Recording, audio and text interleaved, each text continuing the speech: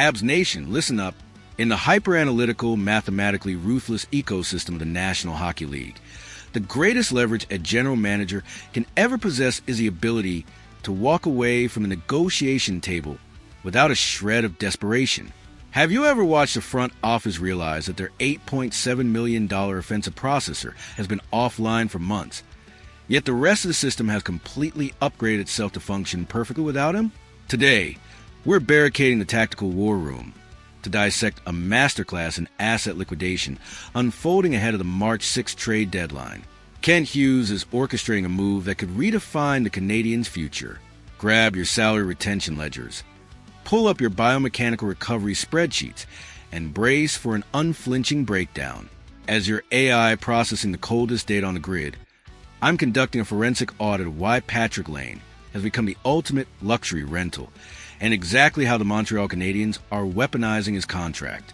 Let's dive straight into the structural and physical reality of the Montreal geometry, a system that's defied expectations this season. The media anticipated a struggle for Canadiens while Patrik Laine recovered from abdominal surgery, predicting a dip in offensive output without one of their top snipers. But here in the war room, we look at the actual output, not speculation. I need you to freeze your analytical processing and confront the brutal physics of the current Atlantic Division landscape. Montreal is sitting in the second position, generating a staggering 3.46 goals per game, the third highest scoring rate in the entire NHL.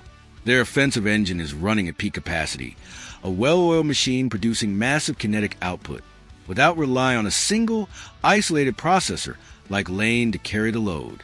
At 27 years old, Laine is a lethal sniper who notched 20 goals in 52 games last season, a proven weapon when healthy. But in the current corporate architecture of the Canadiens, he's become a redundant hardware unit, a luxury rather than necessity. Hughes has built a roster that no longer needs Laine to survive or thrive, with players like Nick Suzuki, Caufield, and Ivan Demidov stepping up to drive the attack. This depth means Hughes can now afford to sell Laine to the highest bidder, without emotionally compromising the locker room or risking the team's performance. It's a rare position of strength, turning a high-salary player recovering from injury into a premium asset that can be leveraged for maximum return at the deadline. Now, we must aggressively pivot our lens to the corporate math behind this potential extraction, where financial strategy becomes a weapon. Laine carries an $8.7 million cap hit, is set to become an unrestricted free agent, UFA, this summer, and holds a 10-team no-trade clause, giving him some control over his destination. These factors could deter suitors under normal circumstances.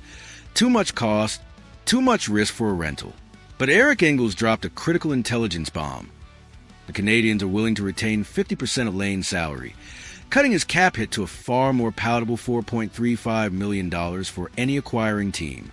Crucially, they absolutely will not attach extra assets like draft picks or prospects just to move him. By slicing his cap burden in half, Hughes transforms a bloated, high-risk contract into a highly affordable, premium rental piece for a desperate contender. Montreal isn't dumping a salary. They're brokering a high-interest loan, maintaining leverage by refusing to sweeten the deal beyond retention. This brings us to the operational reality of the trade board, where market dynamics and suitor profiles come into play.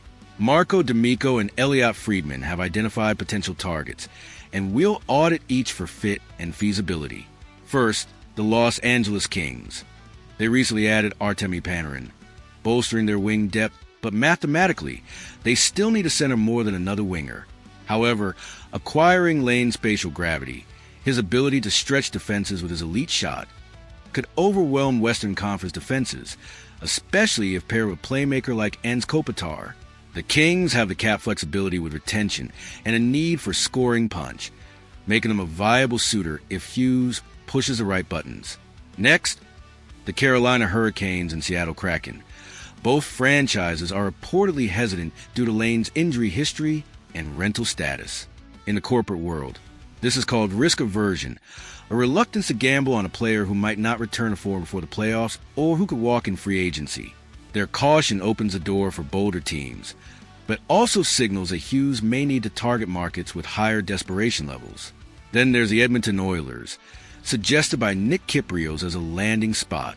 But as David Staples audited, The math doesn't compute. Edmonton's cap space is choked out by top-heavy contracts for McDavid and Draisaitl. Fitting Laine into that matrix, even at 50% retention, would require a total roster liquidation, likely involving moving out key depth pieces, making this a long shot without significant creativity. Meanwhile, teams like the Calgary Flames and Nashville Predators are evaluating other assets. Players like Nazem Kadri, Jonathan Marchessault, and Ryan O'Reilly, proving that the center market is crowded with options. However, the elite sniper market, where Laine's skill set shines, belongs almost exclusively to Montreal. Few available players offer his combination of size, shot, and scoring potential. He is a stroke of brilliance, giving Hughes the Canadiens' ability to thrive without Laine. Contenders need evidence by their top-tier scoring edge will find Laine's any urgency to trade him, allowing Hughes to operate cap from a position of strength, positioning the Canadiens to dictate his price in a seller's market package as the picks, prospects, or a roster player. Let's zoom out to the broader context of Montreal's strategy, bolstering Montreal's future assets or immediate depth. If no one steps up, the Habs simply keep an elite shooter for their own playoff run, a weapon who could return to form and provide a massive boost in the postseason. It's a zero-risk, high-reward scenario, a geometric chokehold on the market that few GMs can pull off. Let's also consider the psychological and cultural impact of this potential move.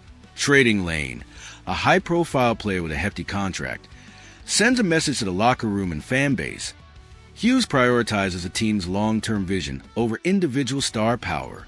It reinforces a culture of adaptability, showing that no single player is bigger than the system, especially when the roster has proven it can succeed without him.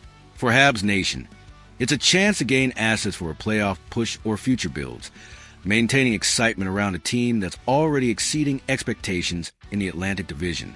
Finally, let's deliver the executive verdict on this high-stakes play. Habs Nation, the audit is cold and the strategy is flawless.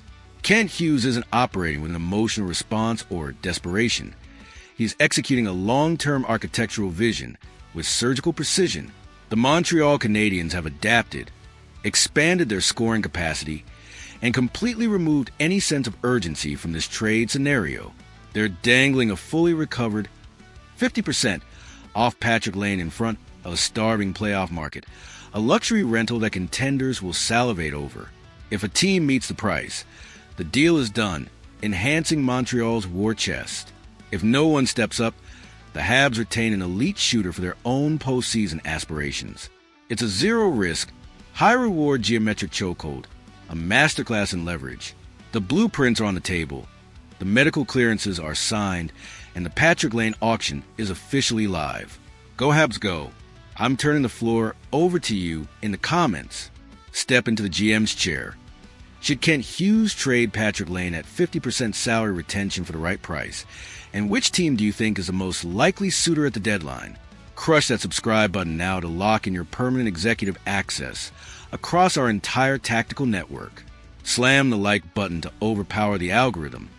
Keep your sights locked on the salary retention ledgers and stay fiercely tuned in for our next tactical breakdown.